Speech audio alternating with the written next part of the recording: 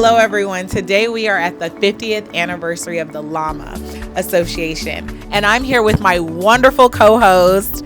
Hi, everybody. My name is Alani Blooms. I am a young actress. It's going to be a fabulous night, so make sure you guys stop by today's red carpet, and we can't wait to interview you. I'm so excited, to be able to celebrate this monumental, the 50 year. But how do you believe Llama can continue to strengthen unity within the community? Well, so I'm giving a keynote tonight, and I'll talk about that. But I think the terminology is unity, right? Togetherness, because Liberian, we've come a long way, and the only way we can move forward is by being together.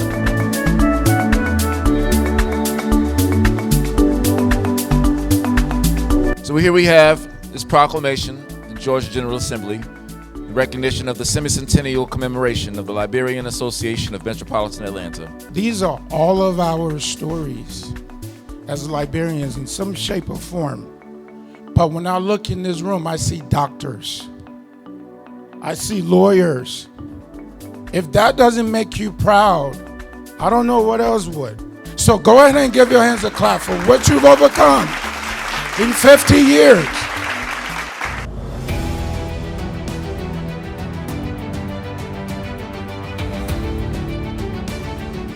Without further ado, please welcome Dr. Alvin Glay.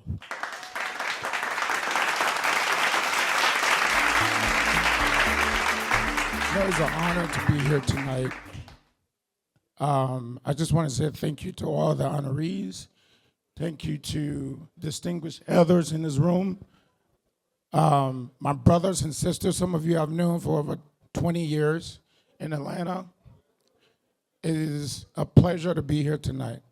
When the team reached out to me about this conversation, I was thinking about what can I say, and I wrote a bunch of stuff down. But when I walk in the room tonight, I decided to speak from my heart. So that's what I'm going to do.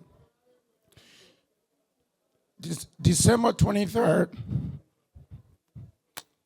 1989, I was 6 years old. How many of you remember that day? It's the civil war that happened in Liberia. I was 6 years old. On that day, I lost my childhood. I became a man right away. For 7 years, I was in the streets of Liberia selling kerosene. How many of y'all remember Jack-O-Lantern? Well, when you go to bed, your nose can be black and your toes can be black. That was my life. Selling snails on my head. Walked from Liberia to the Ivory Coast, where we used to eat burger wheat with roaches in it. That was my life. I don't tell you that to say how resilient I am. I'm saying that because maybe there's somebody in this room that's their story. Matter of fact, I know there are so many of you in this room that's your story. Some of you had it way worse than I did. You saw a family member who passed away in front of you. You had to walk through Guinea, Sierra Leone, Ghana, Bujumbura camp. All of those places, those were your stories, right? But I made it to America and I thought that was it. It was over with. But when you come here, nobody tell you that the battle is just starting.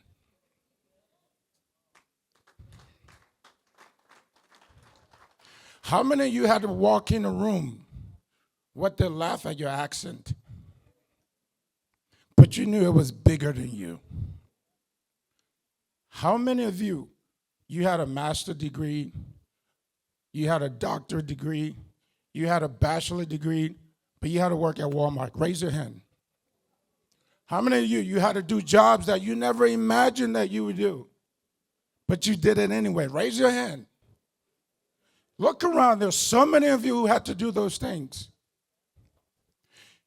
But you did it willingly because you knew that where you came from, this was just the beginning. if you could overcome civil war, if you could overcome Du Bois, take all, if you could overcome those things, that was it.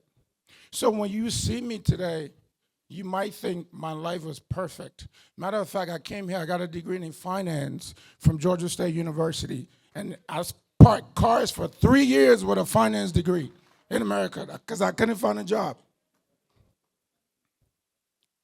So I'm saying those things because these are all of our stories as Liberians in some shape or form. But when I look in this room, I see doctors. I see lawyers. I see nurses. I see parents who are raising successful kids. I see athletes. If that doesn't make you proud, I don't know what else would. So go ahead and give your hands a clap for what you've overcome in 50 years. But I want to bring it back to this community. 50 years. You see, most organizations fail in 5 years, never mind 10. But this organization have stood here for half a century. Half a century. What this organization has meant has been a piece of Liberia here in America. It's been an anchor for someone who just came and they needed a pathway. That's what this organization has been. But you see, I've been thinking about it and saying, if the last 50 years of Liberians as a whole was about resilience and transformation, what do we want the next 50 years to be? You see, I'm not sure if you know this, right? The literature is well studied in the literature. For every year of civil war, it puts a country back 7 years. So put that in perspective. We have 14 years of civil war, so that means we're 90 plus years behind. So I've been thinking about it. How can we leapfrog when we're already behind 90 years? Well, you don't have to look far. Look at Singapore, 1960. They're one of the most flourishing countries in the world right now. You might say, you know what, that's all that Asia people think that we want to go all the way to Asia, that's too far. Okay, just look at East Africa, Rwanda. Over 1 million people was murdered. They are the most prosperous country in Africa right now. Economy is booming. So I ask of you, if they can do it, they've shown us the blueprint to do it, why can't we? So I say to you, I've been thinking about this. How can we start as Liberians to move forward? And I break it down in a simple, me being a researcher, everything is a framework. In a simple framework called TIME, T-I-M-E. You see, I'm not talking about the clock. I'm not talking about the calendar. I'm not talking about patience. I'm talking about truth. Truth means that if we don't build Liberia and we're dependent on everybody else to do it, we're lying to ourselves. It starts with us today, not tomorrow, today. Intention. That means we got to be intentional with our time, our money, our investments, and everything we do.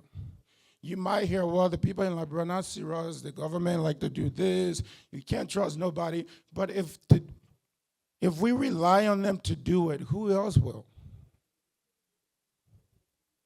Mindfulness. We have to be mindful about everything that we do. And last but not least, we have to have empathy. I just said Liberia is behind 90 years. Think about that.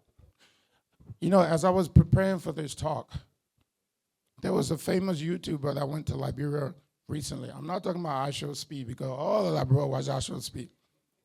There was a Eastern European guy named David Akunza, and he went to West Point. And he did a live stream from West Point, and he went to the community. He met this lady who was selling, charcoal. But what really caught me was something as simple as using the bathroom, that they had to pay 50 Liberia to go into the river to go use number 2. And that's the same river that they get everything else from. To have hot water to take a shower, they got to go pay 50 cents. So how many of you imagine you wake up in the middle of the night and you got to go use number 2? But I couldn't help but think about it. That was my life. And I'd sit here, I have a 15-year-old daughter, 11-year-old son, born right here in the community in Georgia, that they've never seen what we've been through. So I want to build a Liberia that our children can run towards, not run away from. I want to build a Liberia that we can be proud of, not ashamed of. I want to build a Liberia that we can say, we are the model of what resilient means and what transformation means. But we cannot do that if collectively, as Liberians, that we don't start today. And it's just something simple. Think about that. Maybe there's about 200 people in this room. $100 a month for a year, over $200,000. You multiply that by 5, that is a school. That is a library. That is so many different avenues that we can contribute to for our kids.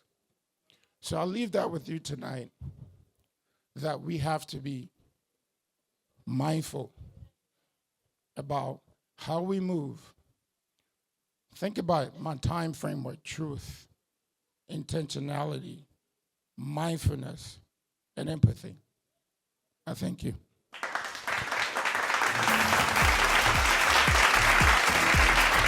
Thank you very much, Dr. Glay. Give him a hand, y'all. Yeah, resilience, determination,